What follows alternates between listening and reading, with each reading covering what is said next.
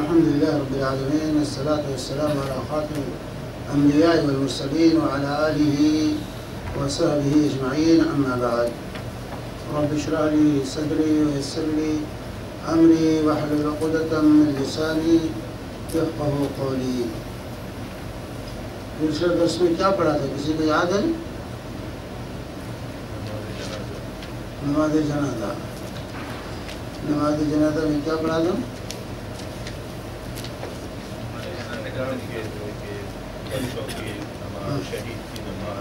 یہ سب آ گیا تھا نا.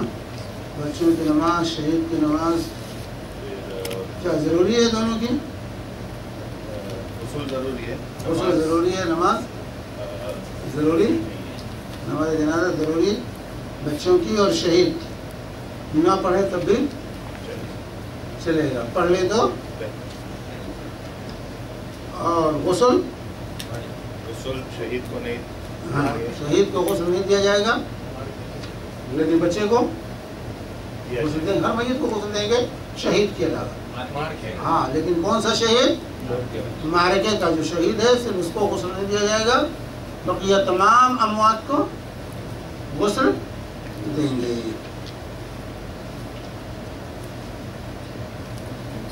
آج پڑھیں گے انشاءاللہ. اس سلسلے کی آخری کڑی ہے آج، جو ہے آج اس سلسلے کو ختم کر دیں گے انشاءاللہ. وہ ہے دفن.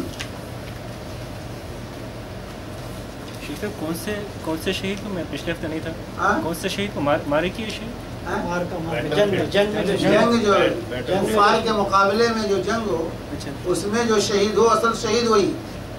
اصل شہید جس کے لیے خصوصی احکامات ہیں، جس کے لیے خصوصی احکامات ہیں، اصل شہید وہ ہے جو معرکے میں کفار کے مقابلے میں لڑتا ہوا مارا جائے، اس کو شہید کہا جاتا ہے. سمجھے؟ مارکے کا شہید. اس کے علاوہ اور شہداء ہیں، اور شہداء ہیں. جو پیٹ کی بیماری مر جائے وہ بھی شہید ہے، جو جل کر مر جائے وہ بھی شہید ہے، جو ڈوب کر مر جائے وہ بھی شہید ہے، جو اپنی عزت کی حفاظت میں مارا جائے وہ بھی شہید ہے، جو اپنے مال کی حفاظت میں مارا جائے وہ بھی شہید ہے، جو اپنی جان کی دفاع میں مارا جائے وہ بھی شہید ہے. تو شہداء کی تعداد زیادہ ہے، لیکن یہ اعجازی شہید ہے. یہ سب جو ہیں اعجازی طور سے شہید ہیں. حقیقی شہید کون ہے؟ جو معرکے میں کفار کے مقابلے میں شہید ہو. تو صرف وہ شہید ہے جس کو غسل نہیں دیا جائے گا، جس کی نماز جنازہ پڑھنی ضروری نہیں ہے. بغیر غسل کے اور بغیر نماز جنازہ کے اس کو دفن کر دیا جائے گا. اور اسی شہید کے خصائص میں سے ہے کہ اس کا قطرہ خون زمین پر گرنے سے پہلے اس کی بخشش ہو جاتی ہے، اور قرض کے علاوہ تمام گناہ اللہ تعالیٰ اس کے معاف کر دیتے. قرض معاف نہیں ہوتا، قرض کے علاوہ جو ہے، اور فتنہ قبر سے اللہ تعالیٰ اس کو بچا لیتا ہے. فتنہ قبر سے اللہ تعالیٰ اس کو بچاتا ہے. تو بہرحال تو وہ معرکے کا شہید ہے جس کا یہ حکم ہے. آج انشاءاللہ جو ہے ہم دفن کے بارے میں پڑھیں گے. جو ہے جیسے تو دفن کے سلسلے میں دفن کرنا یہ لازم ہے. دفن کرنا یہ واجب ہے، چاہے وہ کافر ہی کی لاش کیوں نہ ہو. کافر ہی کی لاش کیوں نہ ہو، اس کو بھی ایسے میدان میں پھینکا نہیں جائے گا، بلکہ اس کو بھی دفن کیا جائے گا. آپ کو کوئی لاش مل گئی، نہیں کافر کی لاش کو چھوڑ دیں، ایسے ہی نہیں. مسلمان ہونے کی حیثیت سے آپ کی ذمہ داری ہے کہ اس کو بھی دفن کریں. تو کافر ہو یا مسلم ہو، دفن کرنا یہ فرائض اور واجبات میں سے ہے. جیسا کہ اس سلسلے میں جب حضرت علی رضی اللہ تعالی عنہ نے آ کر کے رسول پاک صلی اللہ علیہ وسلم کو خبر دی کہ آپ کے چچا کا انتقال ہو ماتا ابو طالب کا انتقال ہو گیا. جب ابو طالب کی انتقال کی خبر دی، بلکہ بعض روایات میں کہ ان عمک الضال، آپ کا گمراہ چچا مر گیا، آپ کا گمراہ چچا مر گیا. تو اللہ کے نبی صلی اللہ علیہ وسلم نے کیا فرمایا؟ اذهب فوارہ، اذهب فوارہ، جاؤ اور ان کو دفن کرو. جا کے جو ہے ابو طالب کو دفن کر دو. گرچہ ابو طالب کافر ہونے کی حیثیت سے مرے تھے، کفر کی حالت میں، پھر بھی اللہ کے رسول صلی اللہ علیہ وسلم نے انہیں دفن کرنے کا حکم دیا، جیسا کہ سنن نسائی کی روایت ہے. سنن نسائی کی روایت ہے اللہ کے رسول صلی اللہ علیہ وسلم نے ابو طالب کو دفن کرنے کا حکم دیا. مسلمان کے قبرستان میں کر سکتے ہیں؟ نہیں، مسلمان قبرستان میں نہیں دفن کریں گے. تو جو ہے کافر ہی کیوں نہ ہو اس کو دفن کیا جائے گا، اس کو دفن کیا جائے گا. چنانچہ شہدائے احد کو جہاں دفن کیا گیا وہیں پر ان کا اہتمام جہاں کیا گیا، وہیں پر جو ہے جو کفار مارے گئے 70 کافر مارے گئے تھے غزوہ بدر میں 70 کافر مارے گئے تھے. ان سب کو اللہ کے وجہ سے ایسے نہیں چھوڑ دیا لاش کہ میدان میں چھوڑ کے چلے آئے. ان سب کو ایک جو ہے کنویں کے اندر جو محجور تھا، جس میں پانی نہیں تھا، جس کو استعمال میں نہیں کیا جاتا تھا، اس میں ڈال کر کے دفن کر دیا. سب کو ڈال کر کے جو ہے اس کے اندر اور اس کو دفن کر دیا وہاں پر. تو مسجد جو کہ کافر ہی کیوں نہ ہو اس کو بھی ایسے ہی نہیں چھوڑا جائے گا، اس کو بھی دفن کیا جائے گا. اور مسلمانوں کو کہاں دفن کیا جائے گا؟ مسلمانوں کے قبرستان. مسلمانوں کو کہاں دفن کریں گے؟ مسلم قبرستان میں، اللہ کہ شہید ہو. معرکے میں جو لوگ قتل کیے گئے ہیں وہ کہاں دفن کیے جائیں گے؟ اسی میدان میں جہاں شہید ہوئے ہیں وہیں ان کو دفن کیا جائے گا. ان کو قبرستان نہیں لایا جائے گا. عام مسلمانوں کی وفات ہوگی تو ان کو قبرستان میں دفن کریں گے. مسلمانوں کی جو قبرستان ہوگی قبرستان میں دفن ہوگی، کسی کے گھر میں نہیں دفن کریں گے، قبرستان میں دفن کیا جائے گا. لیکن جو شہداء ہوں گے ان کو جو میدان معرکہ ہے اسی میدان میں دفن کیا جائے گا، جیسا کہ اللہ کے رسول صلی اللہ علیہ وآلہ وسلم نے جو ہے شہداء احد کو کہاں دفن کیا تھا؟ احد کے میدان میں دفن کیا. لوگ اس کے بعد لانے لگے تھے لاشوں کو، مدینہ منتقل کرنا چاہتے تھے، لیکن اللہ کے رسول صلی اللہ علیہ وسلم نے ان کو منع کر دیا اور ان کو حکم دیا کہ ان رسول اللہ صلی اللہ علیہ وسلم فنادى منادی رسول اللہ صلی اللہ علیہ وسلم، رسول پاک صلی اللہ علیہ وسلم کے منادی نے اعلان کیا ان رسول اللہ صلی اللہ علیہ وسلم یامرکم ان تدفنوا القتل فی مضاجعہم.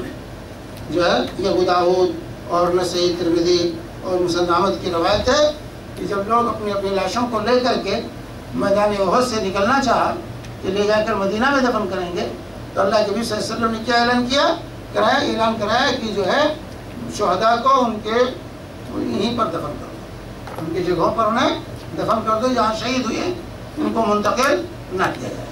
تو جو مارکے کا شہید ہے اس کو میدان مارکہ ہی میں دفن کیا جائے گا. اس لیے شہداء احد کو بدر میں دفن کیا گیا، شہداء بدر کو، اور شہداء احد کو میدان احد کے اندر جو ہے دفن کیا گیا تھا. اس کے علاوہ جتنے بھی جس کی بھی وفات ہوگی اس کو مسلمانوں کے قبرستان میں دفن کیا جائے گا. سنت یہی ہے اور یہی تمام صحابہ تابعین کا اب تک مسلمانوں کا اسی پر عمل رہا ہے. صرف اس سے مستثنا کس کی قبر ہے بتا سکتے ہیں؟ رسول اللہ صلی اللہ علیہ وآلہ وسلم کی جو ہے اور آپ کے صاحبین کی. بس اس کے علاوہ کسی کو پھر یہ خصوصیت حاصل نہیں ہے کہ اس کو دفن. اسی لیے اگر کسی نے وصیت کی میرے گھر میں دفن کر دینا، نہیں، گھر میں نہیں دفن کریں، اس کو اس قبرستان میں لا کے جو مسلمانوں کے عام قبرستان ہے اسی میں دفن کیا جائے گا. تو اس سے رسول پاک صلی اللہ علیہ وسلم کو یہ خصوصیت ہے کہ آپ کو آپ کے گھر میں دفن کیا گیا. چنانچہ یہ سوال پیدا ہوا تھا صحابہ کے یہاں آپ کے انتقال کے بعد کہ آپ کو دفن کہاں کیا جائے. تو مختلف آراء سامنے آئے، کوئی کہا بقیع میں، کوئی کہا مکہ لے چلو، کوئی کئی رائیں پیش آئیں. تو اللہ کے جو حضرت ابوبکر صدیق رضی اللہ تعالی انہوں نے صحابہ کو یہ حدیث سنائی کہ سمعت رسول اللہ صلی اللہ علیہ وسلم یقول کہ میں نے رسول پاک صلی اللہ علیہ وسلم کو یہ بیان کرتے ہوئے سنا ہے کہ ما قبض اللہ نبیا الا فی الموضع الذی یحب ان یدفن فیہ.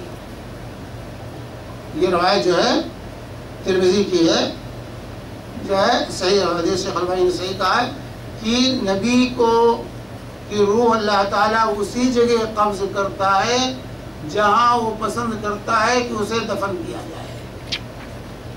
جہاں نبی کا دفن کیا جانا پسند ہوتا ہے وہیں اللہ تبارک و تعالیٰ نبی کی روح کو قبض کرتا ہے، وہیں نبی کو موت آتی ہے جہاں نبی کو دفن کرنا یہ پسند ہوتا ہے۔ اسی لیے رسول پاک صلی اللہ علیہ وسلم نے جہاں وفات پائی تھی وہیں پر رسول پاک صلی اللہ علیہ وسلم کو آپ کے حجرے میں آپ کے بستر جہاں لگا تھا وہیں پر جو ہے جہاں بستر لگا کے آپ سوتے تھے وہیں پر جو ہے رسول پاک صلی اللہ علیہ وسلم کو دفن کیا گیا، حتیٰ کہ غسل کے لیے بھی باہر نہیں لے کے آئے اور جنازے کے لیے بھی باہر آپ کی لاش نہیں نکالی گئی، اسی کمرے میں رکھا گیا اور اسی کمرے میں دفن کر دیا گیا۔ یہ خصوصیت ہے صرف کس کی؟ رسول اللہ صلی اللہ علیہ وآلہ وسلم کی۔ تو یہ سبب تھا آپ کو آپ کے حجرے میں دفن کرنے کا، کیونکہ رسول پاک صلی اللہ علیہ وسلم کی یہ حدیث صحابہ کے سامنے تھی، اس کی روشنی میں صحابہ نے آپ کو آپ کے حجرے میں دفن کیا۔ اور اس میں بہت سی حکمتیں تھیں، ان بعض حکمتوں میں سے حضرت عائشہ نے جو حکمت بیان فرمائی تاکہ لوگ اس کی جو ہے پوجا نہ کر سکیں، اس کو سجدہ نہ کر سکیں، اس کی عبادت نہ کر سکیں، اس لیے اللہ کے نبی صلی اللہ علیہ وسلم کو آپ کے حجرے میں اللہ تبارک و تعالیٰ نے دفن کیا جانا مقرر کر رکھا تھا۔ تو اسی طریقے سے یہ تو ہوا کہ دفن کے سلسلے میں، اور دو صورتوں میں دفن کرنے سے بچنا چاہیے۔ ایک تو 3 اوقات جو ہیں نماز کی ممانعت کے جو 3 اوقات ہیں، سورج نکلتے ہوئے، سورج غروب ہوتے ہوئے، اور جب سورج نصف النہار ڈھلنے سے پہلے، ان 3 اوقات میں اللہ کے صلی اللہ علیہ وسلم نے دفن کرنے سے منع فرمایا۔ جب سورج نکل رہا ہو، جب سورج غروب ہو رہا ہو، اور جب جو ہے نصف النہار دوپہر کا وقت ہو، یعنی سورج نہ ڈھلا ہو، سایہ جھکا نہ ہو، تو ان 3 اوقات میں اللہ کے نبی صلی اللہ علیہ وسلم نے دفن کرنے سے منع کیا ہے، جیسا کہ ابو داؤد، نسائی اور ترمذی کی حدیث ہے عقبہ بن عامر رضی اللہ تعالی عنہ کی کہ 3 ساعات کان رسول اللہ صلی اللہ علیہ وسلم ینہانا ان نصلی فیہن او ان نقبر فیہن موتانا۔ 3 اوقات میں رسول پاک صلی اللہ علیہ وسلم ہمیں نماز پڑھنے سے اور اپنے مردوں کو دفن کرنے سے منع کرتے تھے۔ حین تطلع الشمس بازغۃ حتی ترتفع، جو سورج نکل رہا ہو جب تک بالکل روشن نہ ہو جائے، وحین یقوم قائم الظہیرہ حتی تمیل الشمس، اور جب دوپہر کا وقت ہو جائے تو جب تک سورج ڈھل نہیں جاتا اس وقت تک دفن کرنے سے منع کیا۔ وحین تضیف الشمس للغروب، اور جب سورج غروب ہونے لگے، حتی تغرب، یہاں تک کہ غروب ہو جائے۔ تو 3 اوقات میں دفن کرنے سے اور نماز پڑھنے سے اللہ کے رسول صلی اللہ علیہ وسلم نے روکا۔ 3 اوقات میں دفن نہیں کرنا چاہیے میت کو۔ اسی طریقے سے رات میں بھی دفن کرنا یہ جو ہے بلا ضرورت یہ مکروہ ہے۔ رات میں دفن کرنا یہ مکروہ ہے، لیکن اگر ضرورت ہو تو دفن کرنا جائز ہے۔ دفن کرنا جائز ہے رات میں اگر ضرورت ہے تو، کیونکہ اللہ کے نبی صلی اللہ علیہ وسلم نے دفن کیا ہے۔ چنانچہ اللہ کے نبی صلی اللہ علیہ وسلم فرماتے ہیں، جابر کی روایت ہے، ان النبی صلی اللہ علیہ وسلم ذکر رجلا من الصحابہ قبر فكفن في كفن غير الطائل وقبر ليلا فجزر النبي صلى الله عليه وسلم أن يقبر الرجل بالليل حتى يصلى عليه إلا أن يضطر إنسان إلى ذلك۔ جو کہتے ہیں کہ جابر رضی اللہ تعالیٰ کہ رسول پاک صلی اللہ علیہ وسلم کے سامنے ایک شخص کا ذکر ہے، ایک صحابی کا جو وفات پا چکے تھے اور ان کو کفن بھی صحیح طریقے سے نہیں دیا جا سکا، کشادہ کفن نہیں میسر آیا اور ان کو رات ہی میں دفن کر دیا لوگوں نے۔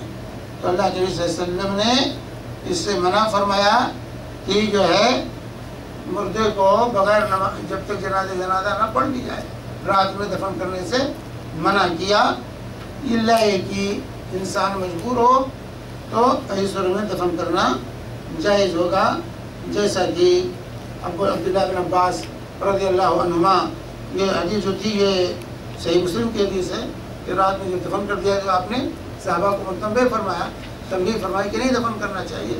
اور دوسری روایت ہے حضرت عبداللہ بن عباس رضی اللہ تعالی عنہما کی ترمذی کی کہ ان رسول اللہ صلی اللہ علیہ وسلم ادخل رجلا قبره لیلا واسرج فی قبره، کہ اللہ کے نبی صلی اللہ علیہ وسلم نے ایک شخص کو رات میں دفن کیا اور قبر میں چراغ بھی جلایا روشنی کے لیے، اندھیرے میں تو چراغ بھی جو ہے لے کر گئے، قبر کے اندر چراغ لے کر اترے رسول پاک صلی اللہ علیہ وسلم۔ اس وقت لائٹیں نہیں تھیں، اس میں یہ سہولیات نہیں تھیں، چراغ ہی جلایا جاتا تھا، تو روشنی کے لیے چراغ بھی لے کے گئے جو ہے، تو اگر ضرورت ہے تو رات میں دفن کرنا جائز ہے، لیکن بہتر یہ ہے کہ رات میں دفن نہ کیا جائے، رات میں دفن نہ کیا جائے، لیکن اگر ضرورت پیش آ جائے تو دفن کرنا، لاش خراب ہو جائے گی اور کچھ چیزیں ہیں تو جو ہے رات میں دفن کرنا یہ جائز ہے۔ اور بلکہ اس کے لیے اگر روشنی کا انتظام کرنا پڑے قبرستان میں تو روشنی کا انتظام کرنا بھی جائز ہوگا، لیکن اب اس کا مطلب نہیں اللہ کے رسول چراغ لے کر اترے قبر میں، تب اس کو سنت بنا لیا جائے کہ قبر پر چراغاں کریں، موم بتیاں اور لائٹیں اور قمقمے جلائیں، کہ اللہ کے رسول چراغ لے کے تو گئے تھے، پھر رات کا وقت تھا، اندھیرا تھا، آپ چراغ لے گئے، تو اگر اس دفن کرنا ہو اور اندھیرا ہو تو لائٹ کا انتظام کر لیجئے، لیکن عام حالات میں اب کوئی چراغاں کرے تو ہم کہیں گے یہ بدعت ہے۔ تو یہ بھی روایت جو ہے جہاں اللہ کے نبی صلی اللہ علیہ وآلہ وسلم ترمذی کی روایت ہے۔ اچھا، اسی طرح قبر کھودتے ہوئے قبر کیسے بنائیں گے، قبر کو کس طرح تیار کیا جائے، قبر کیسی بنائی جائے، تو اس سلسلے میں سب سے پہلی چیز یہ ہے کہ قبر کو گہری کھودی جائے، قبر گہری ہونی چاہیے، کشادہ ہونی چاہیے اور خوبصورت ہونی چاہیے، اس کو اچھے سے اچھا بنانے کی کوشش کرو، یہ نہیں کہیں جا کے ڈھیلوں میں دفن، اس کو جو ہے صحیح صاف ستھرا کر کے قبر کو بنانا چاہیے۔ تو یہ تینوں چیزوں کا خیال رکھنا، گہری ہو قبر، کشادہ ہو قبر اور اچھی ہو قبر، یعنی صاف ستھری طریقے سے اس کو اچھا بنائیں۔ چنانچہ اس سلسلے میں اللہ کے رسول صلی اللہ علیہ وسلم کی حدیث ہے، یہ ابو داؤد، نسائی، ترمذی کی، اللہ کے نبی صلی اللہ علیہ وسلم فرماتے ہیں، یہ ہشام بن عامر روایت کرتے ہیں کہ جب احد کا دن ہوا، احد جو ہے شہداء 70 شہید ہوئے تھے صحابہ کی کثرت تھی، تو کہتے ہیں لوگ زخمی بھی تھے، 70 لاشیں موجود ہیں، صحابہ زخموں سے چور ہیں۔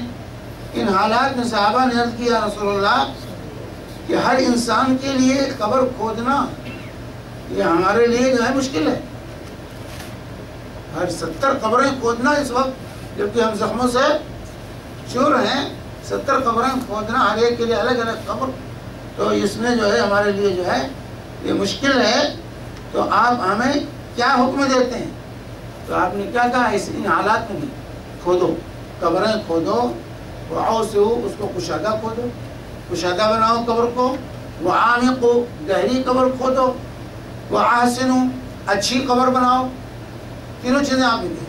یعنی جب صحابہ زخموں سے چور تھے اور 70 لاشیں پڑی ہوئی تھی، ان حالات میں جو صحابہ نے معذرت پیش کی کہ ہم تھکے آ رہے ہیں، زخموں سے چور ہیں، اتنی قبریں کھودنا مشکل ہے، تو آپ نے کیا کہا، نہیں تم قبروں کو کھودو، ان کو کشادہ بناؤ، وعامقو، ان کو گہری کھودو، واسنو، ان کو اچھی بناؤ، وادفنوا الاثنين والثلاثة في القبر، اور ایک قبر میں 2-3 رکھ سکتے ہو، مشکلات ہیں کہ ایک ایک قبر میں 2-3 لاشوں کو رکھو، لیکن قبر گہری کرو، کشادہ کرو، خوبصورت بناؤ، اور جو ہے ایک قبر میں 2 یا 3 لاشوں کو دفن کرو ایک ساتھ۔ وقدموا اکثرهم قرآنا، اور جو قرآن میں زیادہ ہو، زیادہ حافظ قرآن جو ہے جس کا زیادہ آیتیں یاد ہوں، زیادہ صورتیں جس کو یاد ہو اس کو آگے رکھو، اس کو مقدم کرو۔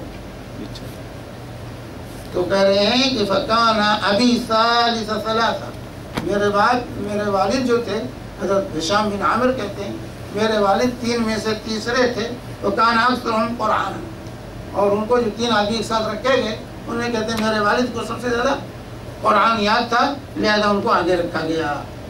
تو یہ روایت نسائی، ابو داؤد اور ترمذی کی ہے روایت۔ تو اس سے یہ معلوم ہوا کہ قبر کو کشادہ بنانا، گہری بنانا اور اچھی بنانے کی انسان کو کوشش کرنی چاہیے۔ اب کتنی گہری ہو اس کا کوئی نام اور پیمائش آپ نے نہیں بتائی، عرف میں جس کو گہرا کہا جائے، عام بول چال میں جس کو گہرا کہا جائے، گہری ہو، کشادہ ہو، خوبصورت اچھی ہو۔ اب خوبصورت کا مطلب نہیں کہ آپ جا کر کے اس کو جو ہے پلاسٹر کریں اور جو ہے اور موزائک لگائیں اور سنگ مرمر ڈالیں، یہ مطلب نہیں، یعنی اسی مٹی کو جو ہے صحیح درست کر کے جو ہے وہاں میت کو دفن کیا جائے۔ یہ قبر 2 طرح کی ہوتی ہے، ایک بغلی قبر جس کو لحد کہتے ہیں، بغلی قبر، اور ایک ہوتا ہے صندوقی قبر جس کو شق ہے۔ ایک شق ہے، ایک لحد ہے، سمجھے؟ دونوں جائز ہے، دونوں پر مسلمانوں کا شروع سے عمل رہا ہے، صحابہ کا دونوں پر عمل رہا ہے۔ لحد یعنی بغلی قبر اور شق یعنی صندوقچی قبر، دونوں میں کیا فرق ہوتا ہے؟ بغلی قبر میں ہوتا ہے قبلے کی طرف جو ہے اس کو ایک کنارے بنایا جاتا ہے میت کے رکھنے کی جگہ، دیوار کے ساتھ، قبلے کی طرف قبر کی دیوار کے ساتھ اندر اس کو کھود کر کے جو ہے میت کو رکھنے کی جگہ بناتے ہیں۔ اور صندوقچی شق میں کیا ہوتا ہے؟ بیچ قبر میں جو ہے جیسے نالا کھودا جاتا ہے، بیچ قبر میں میت کی جگہ قبر کے بیچ میں کھود کر کے اس کو رکھا جاتا ہے، فرق یہ۔ اور یہ دونوں طریقے جائز ہیں، چاہے شق ہو چاہے بغلی ہو، لیکن بغلی کو کہتے ہیں یہ لحد سے کہا جاتا ہے، لحد یہ افضل ہے، لحد یہ افضل ہے۔ کیونکہ رسول پاک صلی اللہ علیہ وسلم کے لیے لحد ہی تیار کیا گیا تھا، بغلی قبر آپ کے لیے تیار کی گئی تھی۔ چنانچہ اس سلسلے میں انس بن مالک رضی اللہ تعالی عنہ کی روایت ہے، یہ ابن ماجہ کی، کہتے ہیں کہ نبی کریم صلی اللہ علیہ وسلم کی وفات ہوئی تو مدینہ میں جو ہے 2 آدمی تھے قبر کھودنے والے، ایک بغلی قبر تیار کرنے والے تھے اور ایک صاحب صندوقچی قبر جو ہے تیار، شق، ایک لحد تیار کرتے تھے، ایک شق والی قبر تیار کرتے تھے۔ تو صحابہ نے کہا کہ ہم جو ہے اپنے رب سے استخارہ کرتے ہیں اور ہم بھیجتے ہیں، ہم استخارہ کا مطلب خیر کی دعا کرتے ہیں کہ اللہ جو تیرے نبی کے لیے بہتر ہو وہی مقدر کر دے۔ تو کہتے ہیں کہ ہم نے کہا کہ ہم بھیجیں گے، دونوں کو بلایا، دونوں کو بلائیں گے، جو پہلے آ جائے گا وہ قبر تیار کریں گے۔ رسول پاک صلی اللہ علیہ وسلم جب یہ سوال پیدا ہوا کہ رسول پاک صلی اللہ علیہ وسلم کو بغلی قبر میں رکھا جائے یا شق والے میں رکھا جائے، تو کہے کہ اللہ سے خیر کی دعا کرو اور بھیجو، دونوں کو بلاؤ، جو پہلے آ جائے اس سے قبر کھودوا لو۔ صحابہ کی یہ رائے ہوئی کہ بھائی دونوں کو بلاؤ، دونوں کے پاس آدمی بھیجو اور جو آ جائے پہلے سمجھو اللہ نے وہی مقدر کیا ہے اور اس سے قبر تیار کر لو۔ تو بلوایا، دونوں کو بھیجا، تو جو ہے جو لحد کھودنے والے تھے صاحب وہ پہلے پہنچ گئے اور اللہ کے رسول صلی اللہ علیہ وسلم کے لیے لحد تیار کی گئی، یعنی بغلی قبر جو ہے تیار کی گئی۔ اور فلحدوا للنبی، انس کہتے ہیں کہ فسبق صاحب اللحد فلحدوا للنبی صلی اللہ علیہ وسلم، تو لحد والے صاحب پہلے پہنچ گئے کھودنے والے، تو نبی کریم صلی اللہ علیہ وسلم کے لیے لحد تیار کرائی گئی اور آپ کو لحد میں دفن کیا گیا۔ تو اس سے کہتے ہیں چونکہ نبی کریم صلی اللہ علیہ وسلم کو بغلی قبر میں رکھا گیا، اس لیے بغلی قبر یہ افضل اور بہتر ہے، جائز دونوں ہے۔ اور یہ زمین کا بھی اثر ہوتا ہے، بعض مقامات ہوتے ہیں جہاں لحد نہیں تیار ہو پاتی، زمین نرم ہوتی ہے، گرنے والی گر جاتی ہے، تو وہاں جو ہے لحد شوق ہی بہتر ہوتا ہے۔ تو ایسی صورت میں یہ ہے کہ لحد بہرحال افضل ہے، لیکن جائز دونوں ہوں، جیسے حالات ہوں انسان کو دونوں صحابہ کا، تابعین کا، تبع تابعین کا، دونوں پر عمل رہا ہے، دونوں ہی جائز ہے۔ اب میت کو کون اتارے گا قبر میں؟ چاہے مرد کی میت ہو چاہے عورت کی میت ہو، قبر میں کون اتاریں گے؟ مرد۔ قبر میں مرد ہی جو ہے میت کو اتاریں گے، کیونکہ یہی رسول پاک صلی اللہ علیہ وسلم کے زمانے میں اور قرون اولیٰ کے مسلمانوں میں یہی معمول تھا کہ عورت کی بھی میت ہو تو مرد ہی اس کو جو ہے قبر میں اتارا کرتے تھے، اور گھر والے زیادہ حقدار، گھر والے زیادہ حقدار ہیں کہ اپنی میت کو قبر میں اتاریں، چاہے جو ہے وہ مرد کی میت ہو یا عورت کی میت ہو۔ عورت کی میت ہو تو اور زیادہ بہتر یہی لوگ ہیں، جیسا کہ اللہ تعالیٰ کے ارشاد ہے وَأُولُو الْأَرْحَامِ بَعْضُهُمْ أَوْلَىٰ بِبَعْضٍ فِي کتاب اللہ، کہ رشتہ دار جو ہے رحم والے، یہ جو ہے ذوی الارحام جو ہے یہ بعض سے جو ہے اقرب ہیں، بہتر ہیں اللہ کی کتاب میں، تو جو اقرب ہیں لہذا انہی کو جو ہے یہ ذمہ داری سنبھالنی چاہیے۔ اور اسی طریقے سے جو ہے رسول پاک صلی اللہ علیہ وسلم کو آپ کے قرابت داروں ہی نے غسل دیا تھا اور قبر میں اتارا تھا۔ علی، عباس، فضل بن عباس اور آپ کے غلام جو ہے صالح، یہی افراد تھے جنہوں نے رسول پاک صلی اللہ علیہ وسلم کو غسل دیا اور قبر میں اتارا تھا۔ تو کہتے ہیں کہ جو ہے وَلُعِدَ رسول اللہ صلی اللہ علیہ وسلم لَحْدًا وَنُصِبَ عَلَيْهِ اللَّبِنُ نَصْبًا، کہ رسول پاک سے بحقی کی روایت ہے، مسند حاکم اور بحقی کی، کہ رسول پاک صلی اللہ علیہ وسلم کے لیے لحد تیار کیا گیا اور آپ پر کچی اینٹیں جوڑی گئی، کچی اینٹوں سے لحد کو بند کیا گیا، سوراخ کو اس کچی اینٹوں سے بند کیا گیا۔ تو قبر میں کچی اینٹیں استعمال کی جائیں، کچی اینٹیں جو ہے استعمال ہوں گی۔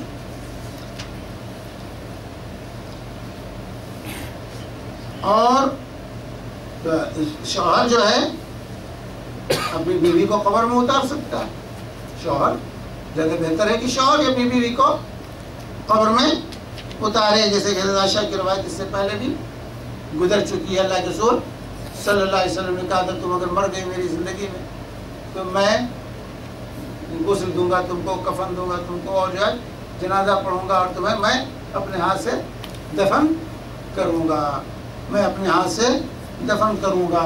تو جو ہے اگر شوہر ہے تو بہتر ہے کہ بیوی کو قبر میں غسل دے اور اتارے بیوی کو قبر میں، شوہر اگر ہے تو۔ لیکن یہاں ایک شرط ہے کہ اس رات بیوی سے مباشرت نہ کی ہو۔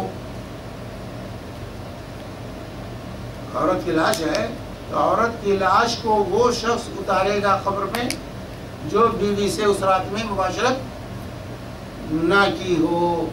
چنانچہ آپ کی بیٹی کا انتقال ہوا تو اللہ کے رسول صلی اللہ علیہ وآلہ وسلم نے کہتے ہیں کہ حضرت انس کہ شہدنا ابنۃ رسول اللہ صلی اللہ علیہ وسلم ورسول اللہ صلی اللہ علیہ وسلم جالس علی القبر، کہ ہم آپ کی ایک بیٹی کے جنازے میں شریک ہوئے اور اللہ کے نبی صلی اللہ علیہ وسلم قبر کے پاس بیٹھے ہوئے تھے۔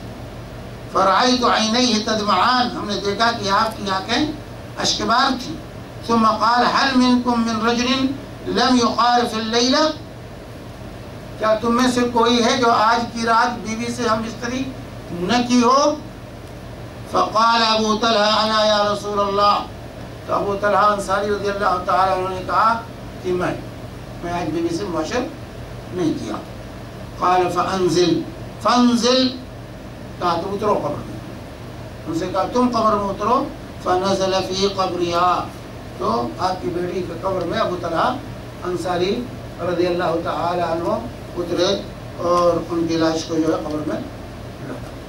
تو اس حدیث سے یہ بخاری کی روایت ہے، یہ بخاری کی روایت ہے کہ اس حدیث سے یہ معلوم ہوا کہ میت اگر عورت کی ہے تو وہ شخص میت کو جو ہے عورت کو قبر میں اتارے گا جو بیوی سے اس رات میں مباشرت نہ کی، اس کا اہتمام ہونا چاہیے خصوصیت کے ساتھ۔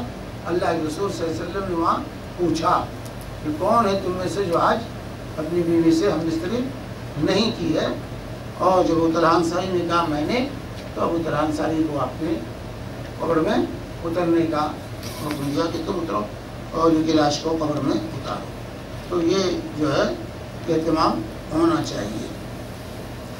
میت کو کدھر سے اتاریں گی؟ ہمارے یہاں بھی قبرستان میں جاؤ تو الٹے سیدھے جدھر سے چاہتے ہیں لوگ اتارتے ہیں۔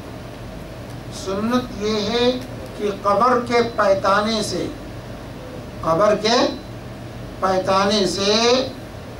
جو ہے میت کو قبر میں اتارنا چاہیے، اور پہلے میت کا سر قبر میں آئے گا، اس کے بعد اس کی لاش پیچھے پیر کی طرف سے، یعنی قبر کے پیر کی طرف سے، قبر کے پیتانے سے میت کو اتارا جائے گا قبر میں۔ لوگ دائیں بائیں ہر طرف سے نہیں، بائیں سے اتاریں گے۔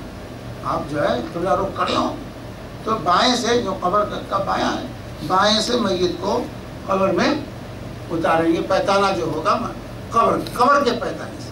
بعض لوگ کیا کرتے ہیں، سرہانے لا کر کے پیر کو پہلے میت کے داخل کر دیتے ہیں، کہتے ہیں پیتانے سے اتارنا، نہیں، قبر کے پیتانے سے اتارنا۔ پیر جس طرف قبر میں رہتا ہے اس طرف سے میت کو قبر میں داخل کرنا ہے۔ پہلے میت کا سر قبر میں جائے گا، اس کے بعد اس کی پوری باڈی آئے گی۔ یہ اہتمام ہونا چاہیے۔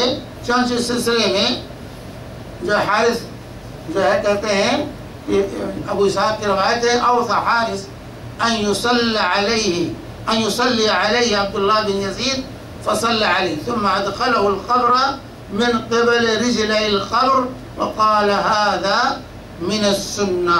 ابو داؤد کی روایت ہے کہ حارث نے وصیت کی کہ ان کی نماز جنازہ عبداللہ بن یزید پڑھائیں گے، تو انہوں نے نماز جنازہ پڑھائی، اور پھر وہی جو ہے ان کو قبر میں اتارنے گئے، تو انہوں نے قبر کے پیتانے سے ان کی لاش کو اتارتے ہوئے کہا ھذا من السنہ، یہی سنت ہے۔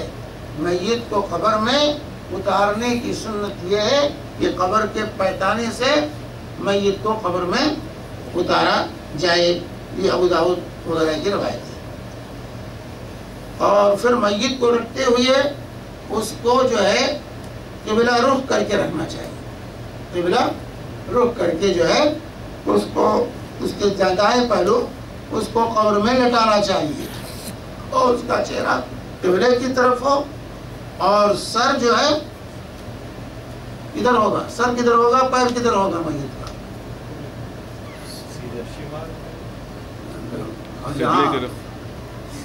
یعنی جب قبلہ رخ ہو کے آپ کھڑے ہوں گے تو دائیں سر ہوگا اور بائیں پیر ہوگا۔ دائیں طرف قبلہ رخ ہو کر کھڑے ہو جائیے تو دائیں جو پڑے گا قبر کا حصہ ادھر سر رکھیں گے، اور بایاں جو ہوگا ادھر پیر رکھیں گے، کیونکہ شمال جنوب تو آپ کہہ رہے ہیں نا، لیکن جو لوگ مدینہ میں ہیں وہ کیا کریں گے، جو لوگ یمن میں ہیں وہ کیا کریں گے، جو کعبہ کے جو ہے شمال میں یا جنوب میں، یا کعبہ کے جو ہے مغرب میں، وہ لوگ کیا کیسے فیصلہ کریں گے؟ تو قبلہ رخ کھڑے ہو کر جو قبر کی دائیں جانب ہے ادھر سر رہے گا، جو قبر کی بائیں جانب ہے ادھر میت کا پیر رہے گا۔ یہ قاعدہ ہے، یہ جو ہے قاعدہ، دائیں اور بائیں سے اس کو فیصلہ کریں گے، اور یہی طریقہ رہا ہے جو ہے قبلے کے دائیں سر ہو، قبلے کے بائیں پیر ہو، اور چہرہ میت کا قبلہ رخ ہو۔ یہاں پر ایک کام یہ کرتے ہیں لوگ، چہرہ کھول دیتے ہیں، نہیں، قبر میں چہرہ نہیں اس کا کھولنا، صرف جو ہے کفن کے جو بدھے رہتے ہیں، بند جو ہوتے ہیں، اس کو صرف کھولنا، جو بیڈ نما لگا دیتے ہیں باندھنے کے لیے، تو اس کو صرف کھولنا ہے، چہرہ نہیں کھولنا۔ چہرہ لوگ کہتے ہیں چہرہ کھول دو، کفن اتار دو، نہیں، کفن نہیں اتارے، کفن کے ساتھ رہے گا، اس کے سر ڈھانک دیں گے، سر ڈھکا رہے گا۔ اسی لیے رسول پاک صلی اللہ علیہ وسلم، حضرت حمزہ، ان کا جب مصعب بن عمیر کا انتقال ہوا تھا اور ان کو دفن کیا گیا تو کیا کہا تھا، ان کی جو ہے مصعب بن عمیر کی چادر اتنی نہیں تھی کہ کفن کے لیے کافی ہو. سر ڈھانکتے تھے تو پیر کھل جاتا تھا اور پیر ڈھانکتے تھے تو سر کھل جاتا تھا. تو اللہ کے رسول نے کیا کہا تھا؟ ان کے سر کو ڈھانک دو اور پیر پر گھاس رکھ دو, پیر پر گھاس ڈال دو قبر میں اور جو ہے سر کو ان کے ڈھانک دو. تو اگر سر کھولنا ہوتا, چہرہ کھولنا ہوتا تو کہتے پیر ڈھانک دو, چہرہ کھلا رہے گا. لیکن آپ نے کیا نہیں, سر ڈھانکو ان کا. تو میت کا چہرہ سر تب ڈھکا رہے گا, پورا جسم ڈھکا رہے گا, اس کو کھولیں گے نہیں. ہاں اس کے چہرے کو قبلہ رخ اس کو لٹائیں گے, کروٹ قبلہ رخ لٹائیں گے اور اس کے جو بندھن ہے وہ بندھن کھول دیں گے. جو ہے جو ہے کفن کا جو بندھن ہوگا اس بندھن کو کھول دیا جائے گا, البتہ چہرہ ڈھکا رہے گا. اور قبر میں رکھتے ہوئے کیا کہنا ہے؟ بسم اللہ علی سنت رسول اللہ, بسم اللہ علی سنت رسول اللہ یا علی ملت رسول اللہ, دونوں سے. بسم اللہ علی ملت رسول اللہ یا بسم اللہ علی سنت رسول اللہ صلی اللہ علیہ وسلم. یہ بھی ابو داؤد, ترمذی اور ابن ماجہ کی روایت ہے عبداللہ بن عمر رضی اللہ تعالی عنہ سے, عبداللہ بن عمر رضی اللہ تعالی عنہ سے. لیکن لوگ بجائے وہاں کہنے کے جو راستے میں پکارتے ہوئے کلمہ شہادت اور یہ سب کلمات پکارتے ہوئے جاتے ہیں, غلط ہے. میت کو لے جاتے ہوئے کچھ پکارنا یا ساتھ میں آگ لے کے چلنا, دھوئی لے کے چلنا, بخور لے کے چلنا, یہ سب بدعت ہے. نہ تو پکارتے آواز ہونی چاہیے اور نہ ساتھ میں آگ ہونی چاہیے. دونوں سے اللہ کے رسول صلی اللہ علیہ وآلہ وسلم نے جو ہے منع فرمایا ہے. نہ ساتھ میں آگ ہو اور نہ ہی ساتھ میں جو ہے آواز ہونی چاہیے. نہ آواز ہونی چاہیے اور نہ آگ ہونی چاہیے. چنانچہ اللہ کے رسول صلی اللہ علیہ وسلم نے فرمایا کہ لا تتبع الجنازۃ بصوت ولا نار, لا تتبع الجنازۃ بصوت ولا نار. یہ روایت جو ہے ابو داؤد کی ہے کہ جنازے کے پیچھے نہ تو آواز دیں گے اور نہ ہی آگ لے کے چلیں گے. تو آگ لے کے چلنا اور آواز لگاتے ہوئے جانا, کلمہ شہادت کلمہ شہادت, جیسے یہ طریقہ کس کا ہے؟ یہ عیسائیوں کا. وہ انجیل پڑھتے ہوئے جاتے ہیں, وہ انجیل پڑھتے ہوئے جاتے ہیں, جھومتے ہوئے جاتے ہیں, گاتے ہوئے جاتے ہیں اور کہیں پر جو ہے میوزک کے ساتھ جاتے ہیں. تو یہ میوزک, یہ گانا بجانا, آواز کرنا, یہ خاموشی کے ساتھ میت کو خاموشی کے ساتھ لے کے جانا, یہ سب بدعت ہے. اس سے اللہ کے نبی صلی اللہ علیہ وسلم نے منع فرمایا. اسی طریقے سے جو ہے دفن کرنے کے بعد سنت کیا ہے؟ میت کو مٹی دینا. آج یہ سنت متروک ہو رہی ہے. آج دوسروں کے سہارے و شیول کے ذریعے جو ہے مٹی گرا دیتے ہیں اور سب کھڑے ہو کے تماشا دیتے ہیں. 3 لگ مٹی ہر شخص کو ڈالنا چاہیے. سنت یہ ہے کہ میت کو دفن کرتے ہوئے ہر شخص کو چاہیے 3 لگ مٹی جو ہے قبر میں ڈالے اپنے ہاتھ سے.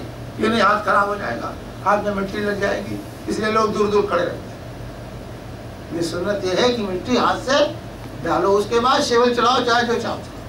لیکن شروع میں جو وہاں لوگ موجود ہیں ان کو چاہے اپنے ہاتھ سے مٹی قبر میں ڈالیں. چنانچہ اس سلسلے میں مولانا رضی اللہ تعالی عنہ کی روایت ابن ماجہ کی کہ ان رسول اللہ صلی اللہ علیہ وسلم صلی علی جنازہ ثم اتى المیت فحثى علیہ من قبل راسه ثلاثا. کہ اللہ کے نبی صلی اللہ علیہ وسلم نے ایک میت کی نماز جنازہ پڑھی, پھر قبر پر آئے اور سر کی طرف سے اللہ کے رسول صلی اللہ علیہ وسلم نے 3 مرتبہ مٹی ڈالی, 3 مرتبہ مٹی ڈالی.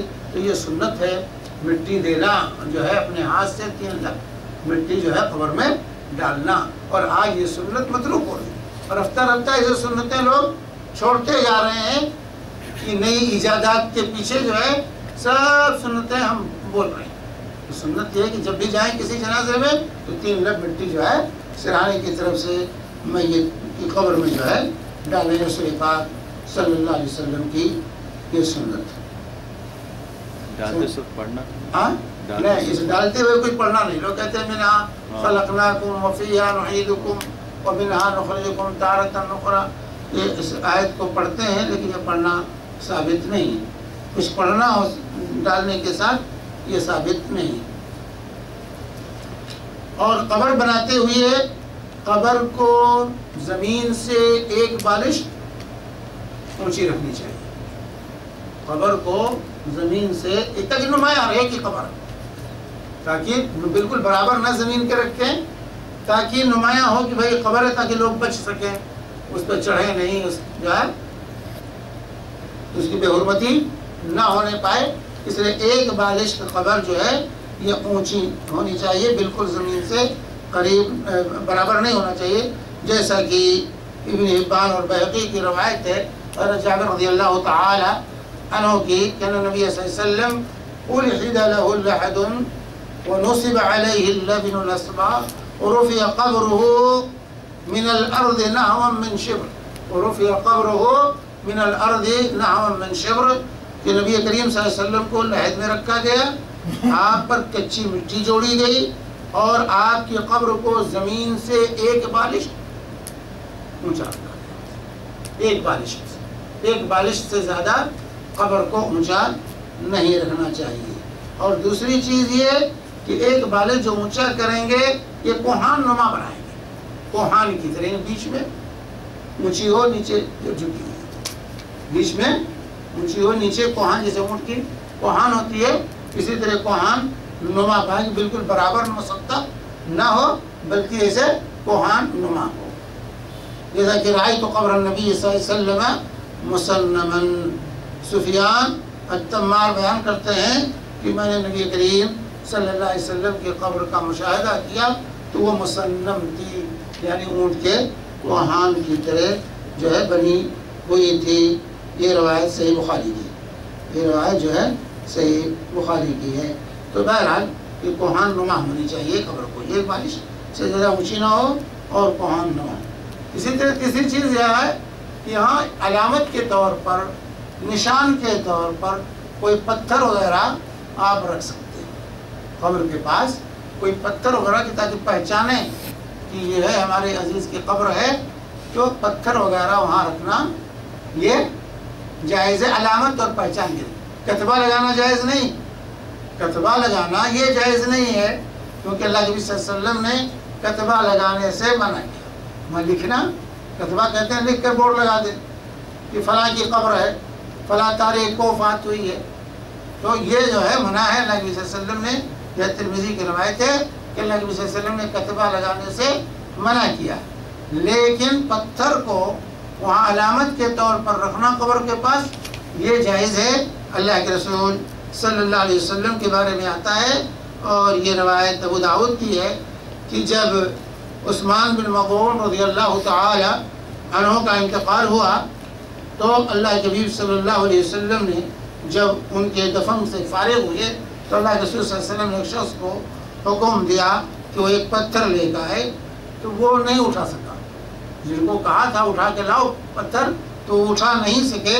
تو کہتے ہیں میں گویا کہ رسول پاک صلی اللہ علیہ وسلم کو دیکھ رہا ہوں کہ اللہ کے حبیب صلی اللہ علیہ وسلم جو ہے اپنے ہاتھوں سے اس کو جو ہے اٹھا کے لا رہے ہیں، اور آپ کے بازو کی سفیدی جو ہے نظر آ رہی ہے، آپ کی کلائی کی سفیدی نظر آ رہی ہے. آپ پتھر اٹھا کر لائے.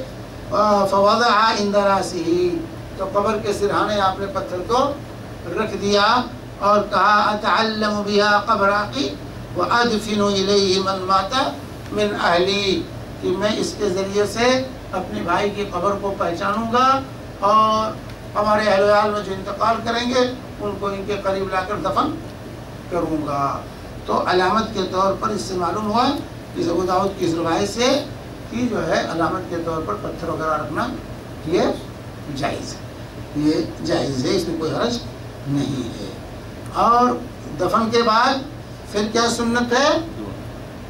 دعا کرنا، اس کے ثابت قدمی کی دعا کرنا کہ دفن کر دیں. دفن سے عثمان رضی اللہ تعالی عنہ کی روایت ہے کہ نبی کریم صلی اللہ علیہ وسلم اذا فرغ من دفن المیت وقف علیہ فقال، نبی کریم صلی اللہ علیہ وسلم جب میت کے دفن سے فارغ ہوتے تو کھڑے ہو کر کے کہتے استغفروا لأخیکم وصلوا له التثبیت فإنه الآن يسأل ابو داؤد کی روایت ہے کہ اللہ کے نبی صلی اللہ علیہ وسلم صحابہ سے کہتے اپنے بھائی کے لیے مغفرت کی دعا کرو، استغفروا لأخیکم، اپنے بھائی کے لیے مغفرت کی دعا کرو، وصلوا له التثبیت، اور اس کے لیے ثابت قدمی کی دعا کرو، اللہ سے مانگو کہ اللہ اس کو منکر و نکیر کے سوالات کے جواب میں ثابت قدم رکھے، اور فإنه الآن يسأل، ابھی اس سے سوال کیا جانے والا ہے، ابھی اس سے سوال کیا جانے والا ہے، اس لیے اس سے ثابت قدمی کی دعا کرو۔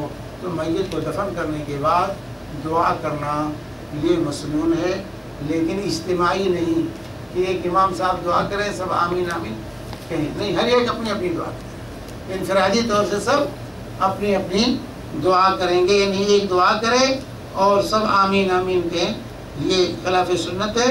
سنت ہے کہ ہر فرد میت کے لیے جو ہے اس کی مغفرت اور ثابت قدمی کی دعا کرے، اور جب دفن ہو رہا ہے تو وہاں بیٹھنا جو ہے قبر کے پاس، یہ دفن کے دوران جو ہے یہ جائز ہے، اللہ کے نبی صلی اللہ علیہ وسلم دفن ہو رہا تو اور آپ بیٹھے ہوئے تو بیٹھنا جو ہے یہ جائز ہے۔ اور اسی طریقے سے دفن کے بعد تعزیت، دفن کے بعد میت کے اہل و عیال کی تعزیت یہ مسنون ہے، کیونکہ میت کے گھر والوں کو تعزیت کیا کہتے ہیں؟ تسلی دینا، تسلی کے کلمات ان کے لیے کہنا، ان کو دلاسا دلانا، کیونکہ بھائی غم ہے، ایک مصیبت ان پر ٹوٹ پڑی ہے، دل ان کے ٹوٹے ہوئے ہیں، ایسے اس دن ان کے دل کو جوڑنا، تسلی دینا، دلاسا دلانا، یہ اسلامی اخوت کا اور بھائی چارگی کا تقاضا۔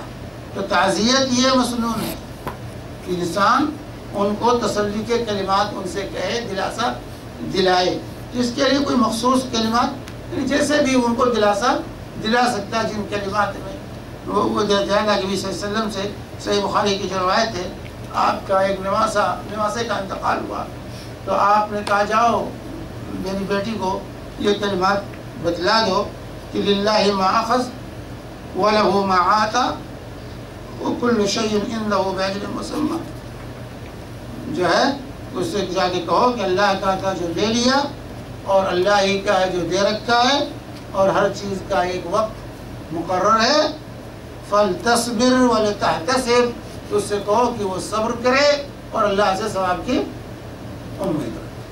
تو کسی کو تسلی کی یہ کلمات ہے تسلی، للہ ما اخذ وللہ ما آتا کل شیء عنده بأجل مسمى فاصبر واحتسب، کہ جو لے لیا وہ بھی اللہ کا، جو دے رکھا وہ بھی اللہ کا، ہر ایک کا ایک وقت مقرر ہے، سب کو اپنے اپنے وقت پر جانا ہے، تو میرے بھائی صبر کرو اور اللہ سے ثواب کی امید۔ اگر یہ کلمات یاد ہے بہت بہتر ہے، یہ کلمات ہم یاد کر لیں اور تسلی کے لیے ان کلمات کو ادا کریں، انہیں اپنی زبان میں جو بھی تسلی کے کلمات ہو سکتے ہیں وہ اس سے کہہ کر کے اس کو دلاسا دلائیں۔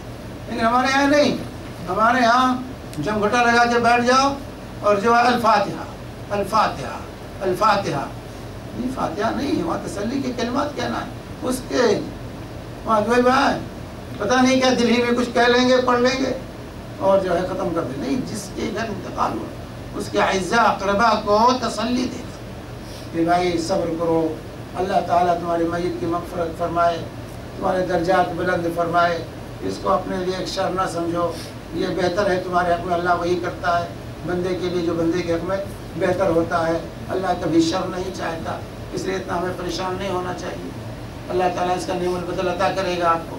اس طرح کی تسلی کے کلمات یہ مسنون ہیں اور یہ کہنا چاہیے جو ہے۔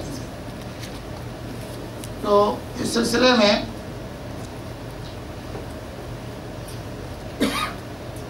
جو ہے اول شے جو چیزیں غلط کی جاتی ہیں، پہلی چیز اولاً تو تعزیت کے لیے اکٹھا ہونا، جیسے خیمہ لگا کے بیٹھتے ہیں، آنکھوں میں خیمہ لگا کے بیٹھتے ہیں، شادی کا خیمہ لگتا ہے ویسے وفات کا خیمہ لگتا ہے، کوئی فرق نہیں ہے۔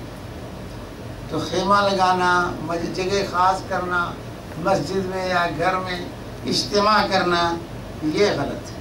نہ مقبرے میں اجتماع، نہ گھر میں اجتماع، نہ مسجد میں اجتماع. اس کے لیے یہ بدعت ہے. رسول پاک صلی اللہ علیہ وسلم کے زمانے میں اجتماع کا اہتمام نہیں کیا جاتا تھا. اس کے لیے لوگ بیٹھیں اور لوگ آئیں اور وہاں جمگھٹا کے لگائے بیٹھیں اور مرغے مسلم اور بکرا مسلم اڑائیں، یہ سب نہیں ہوتا تھا. اسی طریقے سے کھانا تیار کرنا یہ بھی تعزیت میں نہیں ہے. کھانا تیار کرنا اور آنے والوں کو کھانا کھلانا یہ بھی تعزیت میں نہیں ہے، یہ بھی بدعت ہے. یہ بھی صحابہ تابعین کی چیزیں نہیں تھی. نہ تو جمگھٹا لگا کے بیٹھتے تھے اور نہ ہی جو ہے کھانے پینے کا اہتمام ہوتا تھا. بلکہ حضرت جابر رضی اللہ، جریر بن عبداللہ البجلی رضی اللہ تعالی عنہ روایت کرتے ہیں، روایت جو ہے صحیح ابن ماجہ کی ہے. فرماتے كنا نعد الاجتماع الى اهل الميت وصنيعة الطعام بعد دفنه من النياحة. یہ دفن کے بعد میت کے گھر جمگھٹا لگا کر بیٹھنے کو، اجتماع کرنے کو اور کھانا تیار کرنے کو ہم نوحہ خانے میں شمار کرتے ہیں. نعدہ بعد دفنه من الطعام جو ہے من النياحة، یہ نوحہ خانے میں شمار کرتے تھے. یعنی جو جس سے رسول پاک صلی اللہ علیہ وسلم نے منع کیا، یہ ماتم سے نوحہ خانی کرنے سے منع کیا ہے. تو اجتماع کرنا اور جو ہے کھانا تیار کرنا یہ سب نوحہ خانی. یہ ہمارے یہاں جو تعزیت کے جلسے ہوتے ہیں، تعزیت کے جلسے جو انتقال ہو تعزیت کا جلسہ ہو رہا ہے، یہ غلط ہے. یہ سب غلط ہے. اس کا کوئی جو ہے وہ نہیں ہے. سب اللہ کے لیے صلی اللہ علیہ وسلم ان چیزوں سے منع کیا. بلکہ سنت یہ ہے کہ جو قرابت دار ہوں میت کے، جو دوست احباب ہوں، قرابت دار ہوں، وہ کھانا پکا کر اس کے گھر پہنچائیں. یہ نہیں کہ جا کے وہاں کھائیں، بلکہ جو رشتہ دار قرابت دار ہیں، جو دوست احباب ہیں، وہ کھانا پکا کر اس کے گھر پہنچائیں. کیونکہ وہ آج مشغول ہے، وہ کھانا پکا نہیں سکتے، غم سے نڈھال ہیں. اس لیے کھانا پکا کے ان کو دے تاکہ وہ لوگ کھائیں، تاکہ میت کے گھر والے کھائیں. تو معاملہ آج الٹے ہو رہا ہے. اللہ کے رسول نے کہا ان کے گھر کھانا بھیجو، تو ہم انہی کے گھر جا کے بیٹھ کر جمگھٹا لگا کر کھاتے ہیں.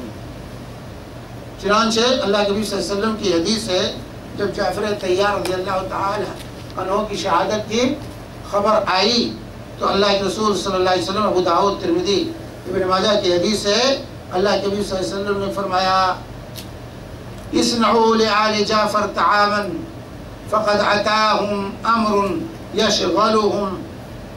جو ہے جعفر کے گھر والوں کے لیے کھانا تیار کر دیا. بیویوں سے کہا حضرت مطہرہ سے کہ جعفر کے گھر والوں کے لیے کھانا تیار کر کے بھیجو. ان پر وہ مصیبت نازل ہوئی ہے کہ وہ ان کو مشغول کر دیا. اب وہ کھانا پکا نہیں سکتے، اس لیے کھانا پکا کر ان کے گھر بھیجو تاکہ وہ کھائیں. تو معاملہ آج ہم نے الٹ دیا ہے. تو میت کی وفات کی مناسبت سے تیجا، 40واں، 20واں ایک ہی دن نہیں کھاتے. جس دن انتقال ہوتا ہے اس دن تو کھاتے ہیں. پھر تیجا ہے، پھر 7واں ہے، پھر 20واں ہے، پھر 40واں ہے، پھر برسی ہے، پھر چھٹی. کیا کیا جو ہے کھانے کا سلسلہ ہی کھل جاتا ہے لوگوں کے لیے.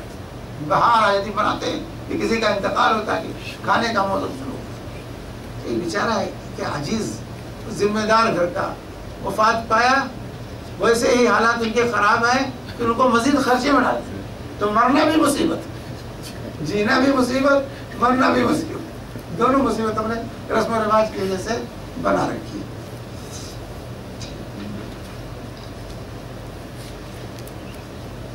تو یہ جو ہے یہ چیزیں ہیں جس کا خیال رکھنا چاہیے. میت کے کیا اعمال ہیں جو زندوں کے رشتہ داروں کے کہ جو جس سے میت کو فائدہ پہنچ سکتا ہے؟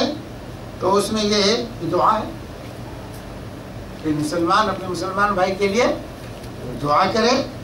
جو ہے والذین جاءوا من بعدهم یقولون ربنا اغفر لنا ولإخواننا الذین سبقونا بالایمان. بعد میں آنے والے اپنے پہلے لوگوں کے لیے دعا کرتے ہیں کہ اللہ ہمارے جو بھائی پہلے ایمان کے ساتھ گزر گئے ہیں ان کو بخش دے، ان کو بخش دے. ولا تجعل فی قلوبنا غلا للذین آمنوا. مومنوں کے لیے ہمارے دل میں کوئی قدرت اور تنگی نہ رکھ، انک رؤوف الرحیم، تو جو ہے بخشنے والا، مہربان ہے، رحم کرنے والا ہے۔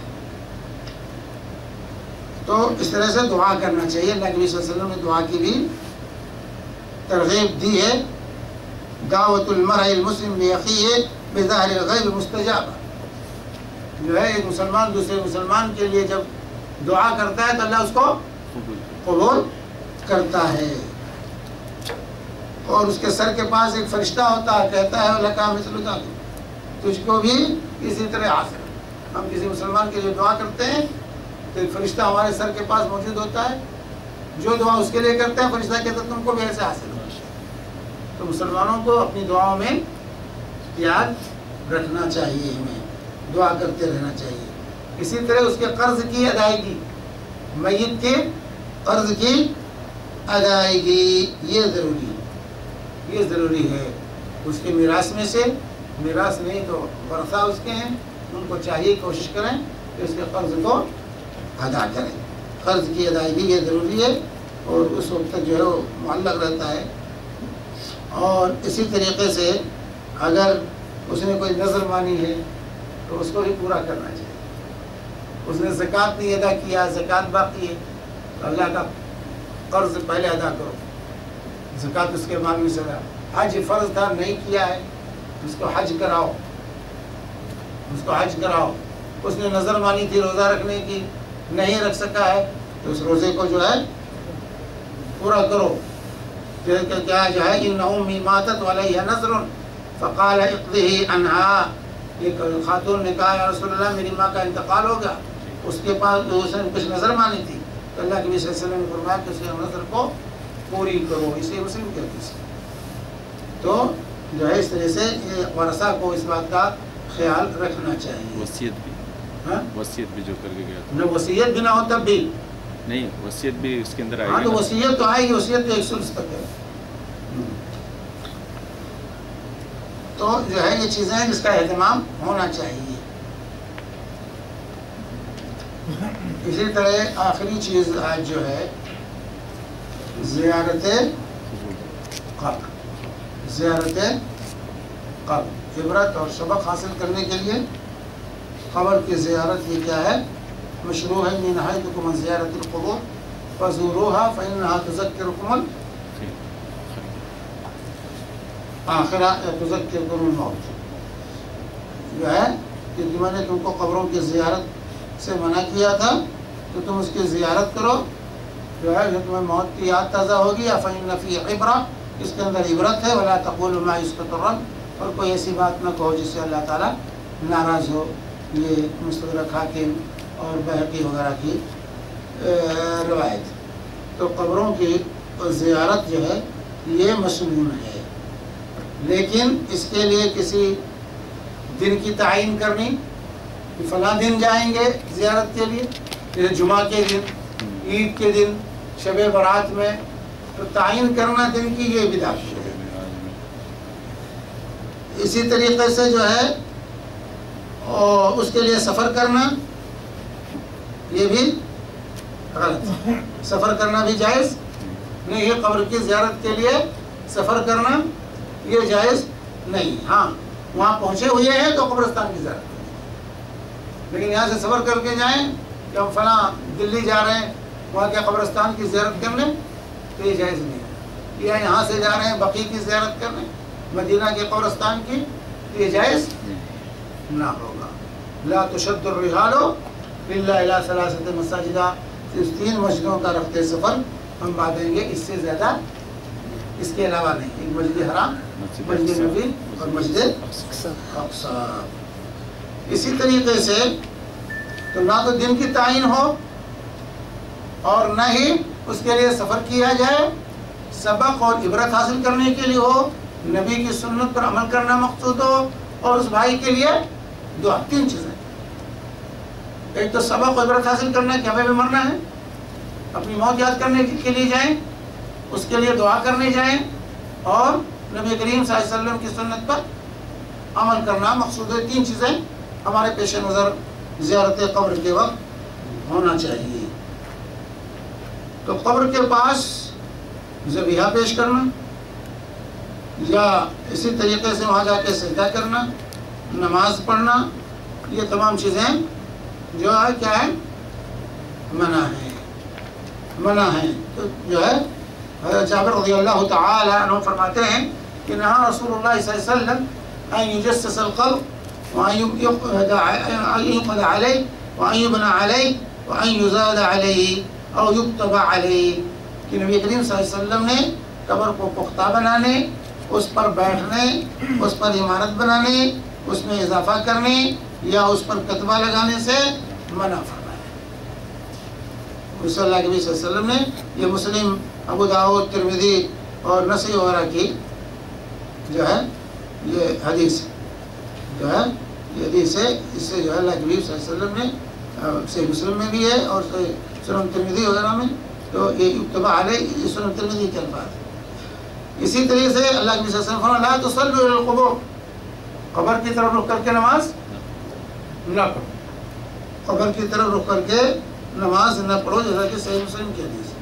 اور اسی طرح قبر کے پاس بھی نماز پڑھنا جائز نہیں ہے، گرچہ استقبال نہ، گرچہ قبر سامنے نہ ہو، قبر پیچھے ہو، دائیں ہو، بائیں ہو، یہ قبر کے پاس نماز پڑھنا جائز نہیں، جیسا ابو سعید خدری رضی اللہ تعالی عنہ کی حدیث ہے، ابو داؤد ترمذی کی، کہ الارض کلها مسجد، الارض کلها مسجد الا المقبرة والحمام، کہ روئے زمین سب مسجد ہے مقبرہ اور حمام کے علاوہ۔ مقبرے میں نماز جائز نہیں اور حمام میں نماز جائز نہیں۔ اللہ نے فرمایا کہ الارض کلها مسجد، پوری روئے زمین مسجد ہے، الا المقبرة والحمام، تو مقبرے میں نماز جائز نہیں ہے۔ اور جہاں مسجد کے چاروں طرف قبر ہی قبر ہوتا تھا، ہاں مسئلہ والے بتاؤ، جہاں چاروں طرف قبر ہی ہو، بیچ میں مسجد بنایا ہو، چاروں طرف قبرستان ہو، تین طرف تو ہے، دو طرف ہے، دو طرف تو ہے، پرانی مسجد کے تو چاروں طرف ہے، اس لیے وہاں نماز نہیں پڑھتی۔ اللہ خیر، اللہ تعالیٰ سمجھ دے۔ یا اسی طرح ہاں قبرستان کے اندر مسجد، اسی طرح وہاں مسجد بنانا، قبرستان میں یا قبر پر مسجد بنانا یہ بھی منع ہے۔ لعنت اللہ علی الیہود والنصارى اتخذوا قبور انبیائہم مساجد یحذر ما صنعوا، یہ متفق علیہ روایت ہے حضرت عائشہ صدیقہ رضی اللہ تعالی عنہا کی، کہ اللہ کے نبی صلی اللہ علیہ وسلم فرمایا یہود و نصارہ پر لعنت ہو، انہوں نے اپنے نبیوں کی قبروں کو مسجدیں بنا لی، اللہ کے نبی یہ کہہ کر اپنی امت کو اس سے روک رہے تھے کہ ایسا نہ کرنا۔ تو مسجد کو قبر بنانے میں یہ تمام چیزیں داخل ہیں، اس کی طرف رک کر کے نماز پڑھنا، وہاں نماز پڑھنا، وہاں مسجد بنانا، یہ تمام چیزیں مسجد بنانے میں شامل ہیں۔ اور اسی طرح وہاں پر میلہ لگانا، عرس لگانا، جمگھٹا کرنا قبر کے پاس، یہ بھی منع ہے۔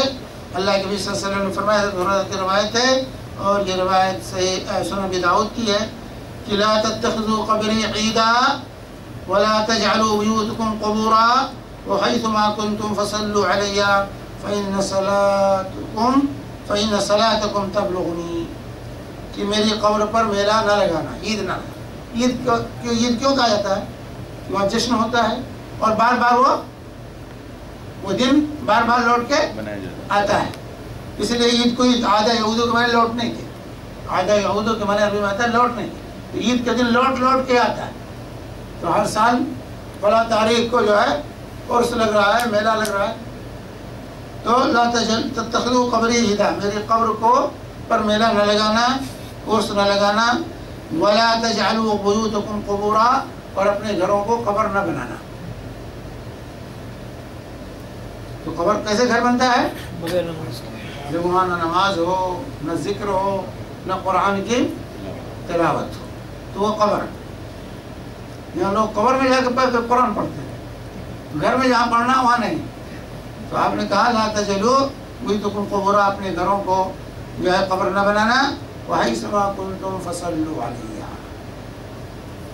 یہاں آپ نے فرمایا کہ عید نہ لگانا، یعنی سلاد پڑھنے جا رہے ہیں مدینہ، نہیں سلاد پڑھنے کے لیے مدینہ جانے کی ضرورت نہیں، آپ اپنے گھر میں بیٹھ کے پڑھیے، اپنے گھر میں پڑھیے، اور بغیر سلاد پڑھے تو نماز ہی نہیں ہوتی کسی کی۔ اگر مسلمان ہے تو سلاد اگر نہیں پڑھتا تو نماز نہیں ہوتی۔ 5 وقت اللہ تعالیٰ نے شامل کر دیا ہے سلاد کو، نماز کا ایک جز بنا دیا ہے، نماز کا ایک جز بنا دیا اللہ تعالیٰ نے، جس کے بغیر نماز ہوتی ہی نہیں۔ تو سلاد پڑھنے کے لیے ہم جا رہے ہیں مدینہ؟ نہیں، سلاد پڑھنے کے لیے نہیں۔ فإن صلاتکم تبلغنی، جہاں کہیں ہو سلاد پڑھتے رہو، تمہاری سلاد ہم تک پہنچتی ہے۔ کیوں؟ ان للہ ملائکۃ سیاحین یبلغون عن امتی الصلاۃ، اللہ تعالیٰ نے فرشتوں کو مقرر کر رکھا ہے جو میری امت کا سلام مجھ تک پہنچاتے ہیں، میری امت کا سلام مجھ تک پہنچاتے ہیں۔ تو قبر پر میلہ لگانا، جشن کرنا، جمگھٹا لگانا، ہر وقت گھیرے رہنا، یہ غلط ہے۔ اسی لیے مدینہ بھی لوگ جاتے ہیں، ہر نماز کے بعد لائن لگائے کھڑے رہتے ہیں، بھیڑ نہ لگاؤ، آپ نے کہا میلہ نہ لگاؤ۔ صحابہ یہ سب نہیں کرتے، صحابہ کے زمانے میں چیزیں نہیں تھیں۔ لوگ سلام بھی بھیجتے ہیں، میرا سلام بھی، سلاد کہیں بھی پڑھ کے، مسجد پوری مسجد ہے، بیٹھ کے پڑھو سلاد، آپ کو سلاد پہنچتی ہے۔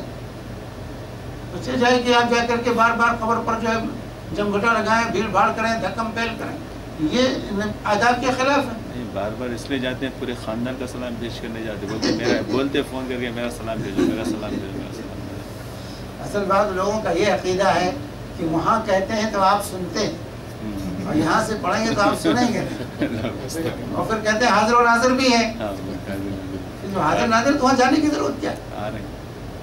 جو اللہ کے رسول ہر جگہ ہے تو وہاں جانے کی ضرورت کیا ہے؟ پھر وہاں سلام بھیجنے کی ضرورت کیا ہے؟ کہیں بھی وہ سلام پہنچ رہا ہے۔ لیکچر کے ٹائم حاضر، ہاں جلوس کرتے اسی ٹائم حاضر نہ۔ تو سلاد آپ کو پہنچتا، ہمارا ایمان ہے کیسے پہنچتا، اور ہمارا یہ بھی ایمان ہے کہ اللہ کے نبی صلی اللہ علیہ وسلم جواب بھی دیتے ہیں، لیکن اس کی کیفیت کیا ہے اللہ بہتر جانتا ہے، غیب ہے، غیب کے بارے میں اتنا ہی ہم کہیں گے جتنا اللہ کے رسول صلی اللہ علیہ وسلم نے خبر دی۔ آپ تک صلات ہمارا پہنچتا ہے، اللہ کے رسول صلی اللہ علیہ وسلم ہمارے صلوات و سلام کا جواب بھی دیتے ہیں، لیکن اس کی کیفیت کا ہمیں پتہ نہیں۔ فرشتوں کے ذریعے ہماری صلات، ہمارا سلام نبی کریم صلی اللہ علیہ وسلم کو پہنچایا جاتا ہے، اللہ کے نبی صلی اللہ علیہ وسلم اس کا جواب دیتے ہیں، لیکن چونکہ یہ برزخی معاملہ ہے اس لیے سراپا غیب ہے، اور غیب کے بارے میں ہم کوئی تفصیل نہیں بتا سکتے، نہیں بتا سکتے۔ اسی طرح سفر کرنا جائز نہیں قبر کی زیارت کے لیے، اور وہاں میلہ لگانا جائز نہیں، اسی طرح قبروں پر چراغاں کرنا جائز نہیں ہے۔ وصلی اللہ علیہ نبینا محمد وعلی آلہ وصحبہ وسلم۔ صلات کا شروع کیا تھا اور کتاب الجنائز پر آ کر کے بحث الحمدللہ ختم ہو گئی۔ اختصار کے ساتھ ہم نے تفصیل سے پڑھی۔ اللہ تبارک تعالیٰ ہم نے جو کچھ پڑھا ہے اس پر عمل کرنے کی توفیق عطا فرمائے، اور اللہ تبارک تعالیٰ ہمارے جن بھائیوں نے اس میں شرکت کی ہے ان کو اجر و ثواب سے محروم نہ کرے، اس کا اجر و ثواب انہیں عطا کرے۔ وصلی اللہ علیہ نبینا محمد وعلی آلہ وصحبہ وسلم۔